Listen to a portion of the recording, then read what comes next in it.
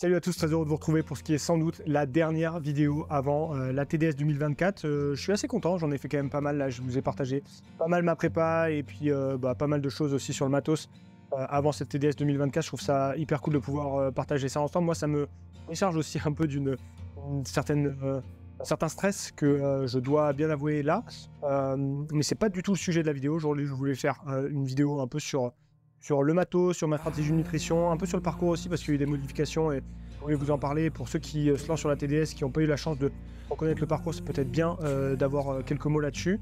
Donc ça va être une vidéo un peu longue, mais voilà, on va essayer de passer tout ça en détail. D'abord, parlons du parcours. Vous le savez, la TDS, c'est un parcours qui a été lancé au milieu des années 2010, je ne sais plus exactement quelle année. Puis ensuite, en 2019, il y a eu un gros changement de parcours. La rallonge qui a été faite dans le Beaufortain, avec le passage notamment à Beaufort, qui fait une course qui est aujourd'hui autour de 145 km. Vous le verrez, cette année, elle est un tout petit peu plus longue que les années précédentes.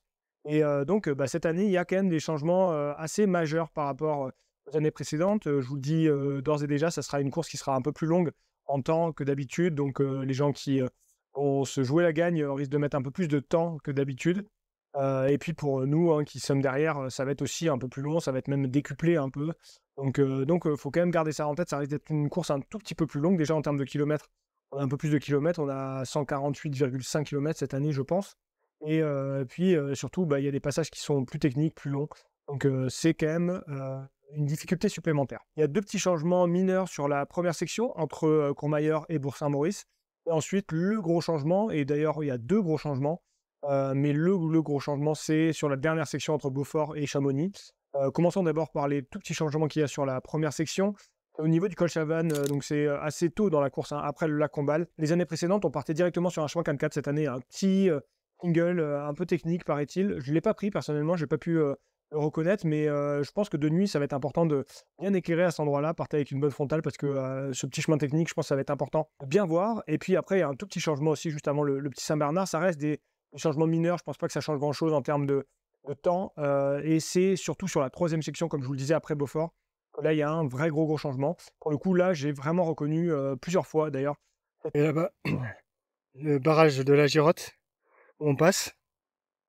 Non, non, on arrive d'abord de la petite bosse là, puis on descend au barrage, avant de remonter, faire toute une traversée, puis arriver de là, puis du chemin qui est en dessous là.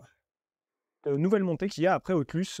Donc en partant de Beaufort, on a à peu près 6-7 km jusqu'à Autlus avec 500 D+. Et puis par le passé, on partait côté Les Saisies avec une montée assez raide au début. Et puis après, c'était plus ou moins roulant.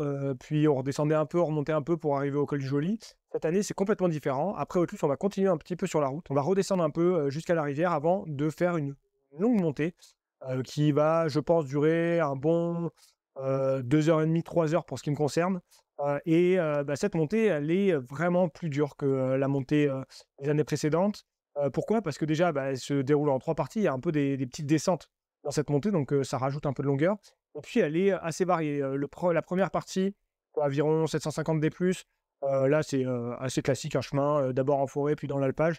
Un beau petit chemin, aucun problème, on va dire, même si après 100 km, ça va être forcément très dur. Ensuite, petite descente sur le barrage de la Girotte. Et c'est là où ça commence à devenir un peu plus compliqué parce qu'on a d'abord une partie très roulante où, après 100 km, et le fait que ça va être sans doute très dur pour nous de courir, à part peut-être les premiers, ça va être long et ça va être assez frustrant, je pense. D'abord sur un chemin 4x4, puis après une traversée un peu dans les myrtilles qui commence à devenir un peu plus technique. Petite encore redescente avant d'attaquer la dernière partie qui est, elle, vachement plus technique, dans les pierriers, dans les myrtilles, des radars vraiment, vraiment raides. Donc ça va être un bon chantier, je pense, cette montée jusqu'au col du Joly. Et on risque de passer un peu plus de temps que par le passé. Ensuite, dernier changement, après le col du Tricot, on ne peut pas passer par la passerelle cette année, il me semble qu'elle est en travaux. Donc on fait tout un détour et ça rajoute un peu plus de 2 km. Donc c'est pas négligeable si vous avez fait vos temps de passage pour les ouches. Pensez à rajouter ces 2 km-là dans le calcul parce que je pense que ça va aussi rallonger forcément toutes nos histoires. J'ai parlé du parcours, je vous renvoie évidemment à la vidéo détaillée du parcours que j'avais faite en 2022, avant la TDS 2022. Il y a quasiment tout qui est toujours correct. Il y a ces petits changements là dont je vous ai parlé, surtout cette montée après Autlus, mais sinon vous pouvez vous référer à ça. Ça vaut toujours le coup. Parlons maintenant du matos, évidemment. Le gros point de cette vidéo, hein, c'est quelque chose que vous attendez tout le temps et c'est bien normal. Moi, je suis un gros geek de matos, donc je vous comprends. Je vais commencer déjà par les chaussures. Bah, je vous en ai parlé en vidéo, dans une vidéo dédiée. Je vous renvoie à cette vidéo que j'ai sortie il y a quelques jours sur les Tectonics 3 qui seront les chaussures que je vais porter sur cette TDS, les dernières chaussures de chez Hoka. Ici, je vous disais que j'allais avoir un nouveau coloris. Il est là, le nouveau coloris rouge. J'aime bien, moi, ce coloris-là. Je sais pas si je préfère le bleu ou si je préfère celui-là. En tout cas, c'est celui-là qui va être à la vente au départ, dans les premières semaines en tout cas. Et donc, bah voilà, c'est avec ce modèle de Tectonics 3 que je vais partir sur cette TDS. Je vous renvoie à la vidéo pour tous les détails, je ne vais pas détailler ici. Deuxième point hyper important sur un ultra, évidemment, je pense qu'après la chaussure, c'est le point le plus important, c'est peut-être même presque plus important que la chaussure, c'est le sac. Et là, le sac, c'est toujours un peu indécis. Donc, je vais vous présenter les deux options que j'ai à ma disposition.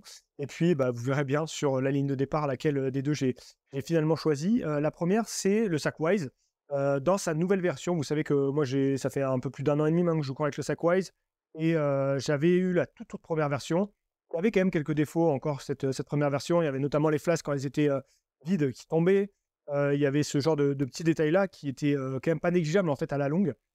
Et en fait, avec cette nouvelle version, ils ont quand même corrigé ces petits détails. C'est dans les détails hein, que tout se joue. Et donc, bah, ils ont rajouté des élastiques notamment pour les flasques, pour pas que les flasques tombent quand elles sont vides. Ils ont rajouté une poche à l'arrière du sac, en fait, dans la poche kangourou. Ils ont rajouté une poche, une petite poche qui permet de transporter une flasque pleine sans que ça bouge. Parce que c'est vrai que dans cette poche kangourou qui est assez lâche, permet de mettre énormément de choses, mais qui est assez lâche, bah, si on met une flasque juste dans cette poche-là, ça va énormément bouger, ça ne va pas du tout être agréable. Là, ils ont rajouté à l'intérieur de cette poche-là une petite poche vachement plus tendue qui permet justement de transporter des choses, notamment une flasque pleine, et ça marche super bien. Donc, c'est hyper intéressant cette petite adaptation de leur sac. Voilà, c'est une option que j'ai sur la table, notamment aussi parce que bah, il y a le Carquois Wise hein, avec. Je vous ai fait une vidéo là-dessus. D'ailleurs, elle n'a pas fait énormément de vues cette vidéo. Je pense que c'est pourtant hyper intéressant comme produit. Si vous ne l'avez pas vu, n'hésitez pas à aller la voir. J'ai globalement beaucoup couru avec ce sac Wise et ce Carquois Wise pendant la prépa là. Donc c'est vraiment du matériel que je connais par cœur. Et donc ça avait été un petit peu ma première option. Le fait est que Hoka, comme vous le savez, hein, je cours et je fais ce projet avec Hoka sur la TDS. Hoka a sorti un sac pour ses athlètes. Je ne sais pas s'ils vont sortir ce sac-là bientôt, honnêtement. D'ailleurs, je ne sais même pas trop si j'ai le droit d'en parler. Bon, ils ne m'ont pas donné de consigne particulière, donc je considère que j'ai le droit d'en parler. C'est un sac que j'ai reçu très récemment. Un sac que vous avez sans doute vu sur les athlètes, comme je vous le disais.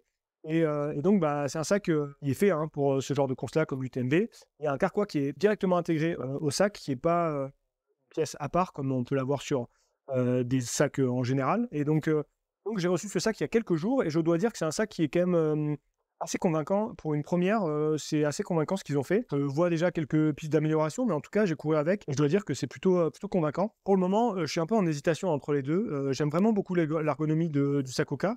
Après, le sac Wise, bon, il a fait ses preuves, je le connais par cœur. Je sais que ça va bien se passer avec, donc en fait, j'ai pas trop de raison de pas le prendre. La seule raison, c'est que bah, je fais ce projet avec Hoka, et c'est vrai que d'un point de vue corporate, si je puis dire, ça serait quand même mieux que je parte avec celui-là. Maintenant, celui-là, j'ai quand même beaucoup moins de recul dessus. La taille, je suis pas encore sûr et certain.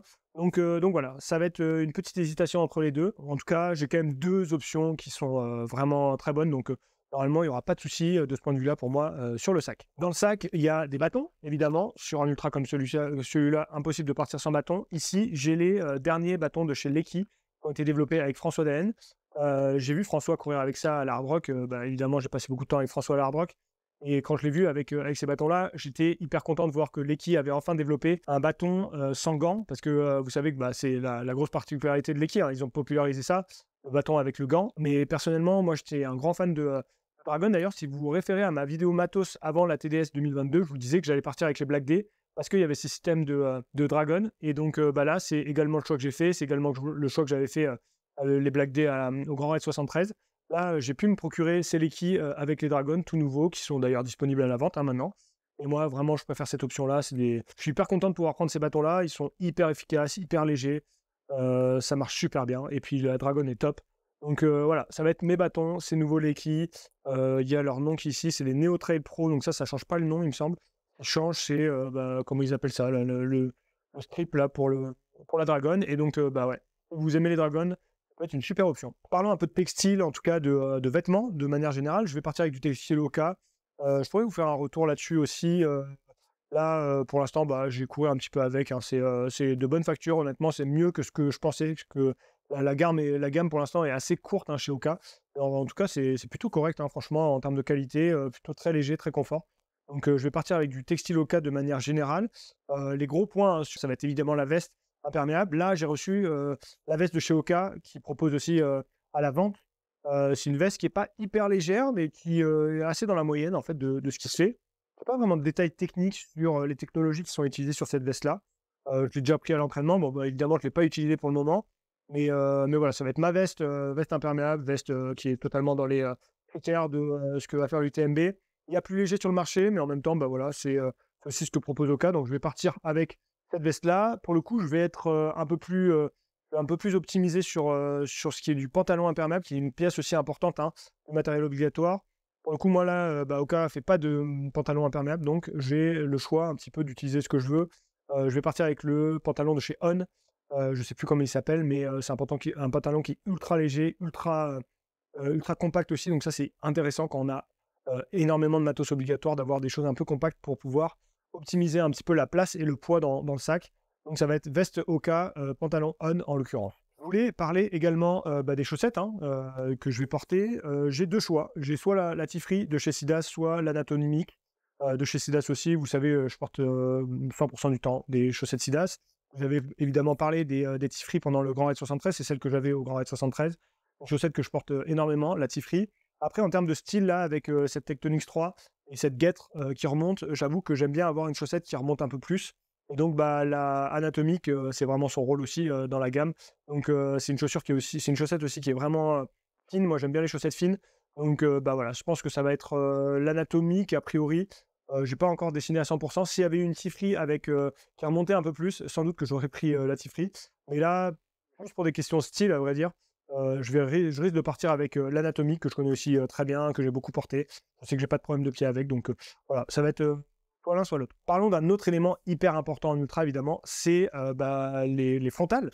Frontales, j'ai en ma possession pas mal de choses. J'avais notamment, bah, j'ai reçu, hein, ces derniers mois la Kiska 3, la Misty 3 aussi, les nouvelles, frontales de chez Stutz.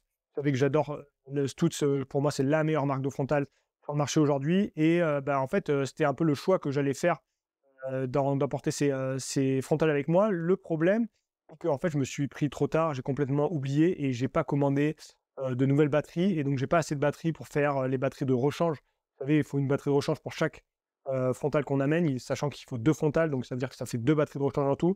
J'ai pas assez de batteries de rechange, donc ça va pas être une option qui va être, réalisable. Donc ce que je vais faire, c'est de partir avec la Kiss-Cat 2, qui est le modèle, d'avant, qui est un tout petit peu moins performant que la 3, qui est vraiment excellente, excellente en termes d'éclairage pur. Par contre, elle est un peu plus légère, donc ça, c'est aussi un point positif sur la Kiska 2. Voilà, c'est, une frontale excellente, hein, honnêtement, c'est la frontale que j'ai utilisée jusqu'à présent, jusqu'à avoir la Kiska 3. Donc voilà, je vais partir avec cette Kiska 2 pour, la nuit en frontale principale et en frontale secondaire. Là, pour le coup, j'essaie d'optimiser en termes de poids. J'ai une toute petite frontale de chez, Black Day. Petzl fait aussi, des petites frontales. Moi, en l'occurrence, j'ai un compte pro chez Black Day, donc je peux commander des choses avec, un petit rabais et voilà, j'ai commandé cette frontale, chez Black Day. Voilà, ça fait 20 grammes. La pile de rechange, enfin, c'est une pile bouton qui est à l'intérieur, donc pour, la batterie de rechange, c'est très facile et en termes d'optimisation, c'est top en termes de poids. Parlons d'électronique maintenant. Un petit point sur, le téléphone que je vais emporter. J'ai mon gros téléphone ici, qui est, lourd, qui est assez encombrant et donc bah, je me suis dit: «Je vais optimiser, encore une fois». J'ai acheté un tout petit, smartphone, un mini smartphone. Vous savez que maintenant, c'est obligatoire d'avoir, LiveTrail, l'application LiveTrail, sur votre, téléphone, donc ça limite, l'utilisation des tout petits, téléphones qu'il y avait dans le passé, que certains utilisaient dans le passé. Mais là, avec ces mini smartphones, bah, ça permet, d'avoir, l'application, et d'avoir, un vrai smartphone en fait, mais en taille, minuscule, vraiment rikiki et très léger. Donc voilà, en termes d'optimisation, c'est pas mal, ce tout petit, téléphone. Si vous voulez la référence, n'hésitez pas à me la demander. Pour ce qui est de la montre, bah, là, un classique, hein, chez moi. Vous savez qu'entre elles, je porte, 100 du temps quasiment, la Garmin. En tout cas, ouais, ça fait maintenant un moment que j'utilise 100 du temps Garmin et ma, Fenix 7 Pro Saphir Solar, voilà, c'est, une référence. J'ai fait des choses, pas mal de choses, pas mal de contenu à son sujet, n'hésitez pas à aller voir sur la chaîne. Grosse, particularité, gros plus pour moi de cette montre sur une course comme la TDS, c'est le Clean Pro. Vous savez, cette technologie qui permet d'annoncer les montées, les descentes, savoir où on est dans la montée, dans la descente, combien il reste de dénivelé positif, combien il reste de distance, quel est le profil de la montée aussi ou de la descente. Ça, c'est hyper, hyper important pour savoir se gérer sur Ultra. Et clairement, moi, ça va être un élément essentiel aussi, hein. Je ne me voyais pas partir avec une autre montre que celle-là. Sachant que j'ai ajouté ici un petit bracelet en nylon que maintenant fait Garmin et je trouve que c'est vachement plus confort que le bracelet en caoutchouc. Donc voilà, ça va être la Garmin 7 Pro Saphir Solar. Allez, j'enlève maintenant le matos puisque je vous ai parlé de mon matos. N'hésitez pas encore une fois s'il y a des choses dans le matos que je n'ai pas parlé que vous voulez que je développe. Et maintenant, on va passer à la dernière partie qui va être ma stratégie nutrition. Ça va être une partie hyper importante évidemment. Ça va être sans doute une des clés, hein, de la réussite ou pas de cet ultra, du fait que je vois Chamonix ou pas. Une des grosses particularités, hein, de la TDS, comme vous le savez, c'est que il y a très peu en fait de moments où on va voir son crew, son assistance, et donc ça veut dire qu'il y a des longues sections où on va devoir transporter énormément de choses parce que on n'aura personne pour nous donner sa nourriture. Alors vous avez toujours la possibilité de dire on prend que ce qui est au ravito. En l'occurrence, si vous voulez être sûr de ce que vous prenez et si vous voulez tester en amont, ça veut dire que vous allez apporter votre propre nourriture majoritairement. Et donc, ça veut dire que vous allez devoir porter énormément de choses. La première conséquence de ça, c'est qu'il faut transporter des éléments qui sont très denses en termes de glucides parce que vous ne pouvez pas vous permettre d'avoir notamment les premières purées Baou, par exemple, où il y avait, c'était très lourd par rapport au nombre de glucides qu'il y avait à l'intérieur. Ça, c'est pas possible si vous avez envie de tenir une stratégie assez haute en termes de glucides. En l'occurrence, moi, ma stratégie, ça va être 70 grammes heure sur cette course. C'est une stratégie que j'ai mis en place sur toute ma prépa, toutes mes sorties. Je me suis forcé à faire 70 grammes heure pour voir et pour m'habituer. En l'occurrence, ça passait nickel chez moi et j'ai vu très très clairement que ça changeait énormément mes sensations, notamment à l'entraînement, notamment sur les sorties longues, voire très longues. Et voilà, ça, c'est quelque chose, je sais que ça a très bien fonctionné pour moi, 70 grammes heure à l'entraînement, à la fois via la boisson et via ce que je prends à côté. Ça va être ma stratégie, mon objectif de tenir ça sur toute la durée de cet ultra. Et si j'arrive à tenir 70 grammes heure, normalement, je devrais avoir Chamonix. Pour faire ça, ma stratégie nutritionnelle, elle va se centrer sur une marque que vous voyez là, Never Second. Donc, je vous ai déjà parlé, dont j'ai déjà un peu parlé sur les réseaux, que vous connaissez sans doute, une marque sponsorise Jim, notamment Cathy Scheid. C'est via Jim, hein, honnêtement, que moi j'ai vraiment commencé à découvrir cette marque. Et honnêtement, à ce jour, sur le marché, je pense que c'est la marque que je préfère. Pourquoi? Parce que déjà, c'est une marque vraiment assez en avance sur tout ce qu'ils développent en termes de produits et en termes de composition de produits. Ils vont très loin dans la recherche et développement sur ça. Et par ailleurs, c'est une marque aussi qui propose une variété assez intéressante. Et la variété, c'est hyper important en ultra pour pas être trop écœuré, trop vite, d'avoir les mêmes choses. Et donc, ça, c'est quand même important d'arriver à varier sur Ultra. Et donc, je trouve que c'est une marque qui allie les deux. Il y a une marque comme Morten, par exemple, qui est très très bien aussi, qui peut être parfaite, par exemple, pour du marathon, je pense, où les temps sont relativement courts, 2 heures, 3 heures, 4 heures. Là, sur Ultra, on va partir pour 24, 20, 30, 40 heures. Je pense que c'est important d'avoir des goûts vachement plus variés que ce que propose, en tout cas jusqu'à présent, Morten. Et donc, Never Second, je trouve qu'ils réussissent à proposer une gamme assez large. Et en tout cas, moi, je retrouve tout ce que j'ai besoin dans leur gamme. Donc, c'est pour ça que je concentre ma stratégie sur Never Second. Concrètement, ça va se présenter comment? Je vais avoir de la boisson. Ça va être la boisson, un des gros axes pour moi pour prendre des glucides. Pourquoi? Parce qu'en fait, de toute façon, on a besoin de boire. Et de toute façon, on boit, en fait, on s'hydrate mieux si il y a une boisson énergétique à l'intérieur, notamment du sodium. Donc, c'est de toute façon du poids qu'on va porter. Et donc, autant s'en servir pour s'alimenter. Ça, c'est une première chose. C'est hyper facile à digérer aussi, qu'on prend par la boisson. Donc, c'est un gros avantage. Donc, il va y avoir de la boisson Never Second. Il va avoir, je vais partir avec les ravitaillements avec, oui, ils font ce genre de gros pack où on peut pré-remplir des flasques. J'ai aussi des sachets individuels de exactement la même chose, qui me permet de survivre, entre guillemets, de pouvoir re-remplir mes flasques sur ces longues portions où je ne vais pas avoir de ravitailleur. Ensuite, je vais partir aussi avec leurs barres. J'aime beaucoup. C'est des barres en fait, où il y a quand même 30 grammes de glucides à l'intérieur pour 47 grammes la barre. Donc, le rapport glucides-poids est hyper intéressant sur ces barres-là. Ça va être des choses que je vais essayer de manger, notamment en début de course, tant que je suis capable de mâcher. Ça va être un peu la stratégie d'essayer de manger les barres, surtout en début de course, pendant la nuit et puis début du jour. Je vais avoir également leur gel, hein. Ils ont été très connus aussi pour leur gel, notamment le passion fruit, fruit de la passion, qui est exceptionnel. Si vous avez jamais goûté, franchement, c'est pour moi le meilleur élément de nutrition sportive sur le marché aujourd'hui, c'est le gel fruit de la passion de chez Never Second. Je vais avoir aussi des gels CAF de chez eux, à la fois pour tenir pendant la nuit, aussi au début du jour. Essayer toujours d'avoir un petit peu de caféine. Donc voilà, je vais essayer d'alterner entre tout ça et évidemment, je ne vais pas prendre 100% de Never Second. J'ai prévu aussi d'avoir quelques gels comme ça de chez Baou, les nouveaux gels de chez Baou. Le défaut de ces gels-là, c'est qu'il n'y a pas de sodium à l'intérieur. Le sodium, c'est hyper important sur Ultra. Donc voilà, je ne vais pas en abuser non plus parce que faut que j'ai toujours quand même une source de sodium, on va dire. Mais ça va être intéressant aussi pour varier et puis pour changer de goût. Je vais également au Ravito, j'ai prévu d'avoir des purées de légumes. Il y a une toute petite nouvelle marque qui se lance, enfin petite, pas si petite que ça, mais qui se lance. C'est pas encore trop officiel, que je teste depuis quelques mois. Les goûts sont exceptionnels. C'est des purées de légumes et donc c'est salé et ouais, les goûts sont exceptionnels. C'est vraiment succulent et donc je vais avoir ces purées-là, notamment pour les ravitaillements avec mes assistances où je vais essayer de vraiment casser le goût du sucre via ces purées. Ça va être intéressant, je pense, de mettre ça en place. Peut-être j'en aurai une de temps en temps. C'est assez lourd, c'est un peu moins dense d'un point de vue énergétique. Donc voilà, à transporter sur des longues portions, c'est un peu plus compliqué. Par contre, voilà, pour les ravitaillements avec assistance, je pense que je vais vraiment m'appuyer là-dessus pour essayer de casser le goût du sucre. Sachant qu'au ravitaillement avec assistance, je vais également sans doute prendre un petit peu de sodium s'il fait vraiment très chaud et que je transpire beaucoup. Ça n'a pas l'air d'être le cas en fonction de la météo qui est annoncée, mais on ne sait jamais. Et je risque aussi d'avoir de la santé à ces endroits-là, voilà, d'essayer de casser un petit peu avec ce que je prends pendant les longues portions où je suis seul.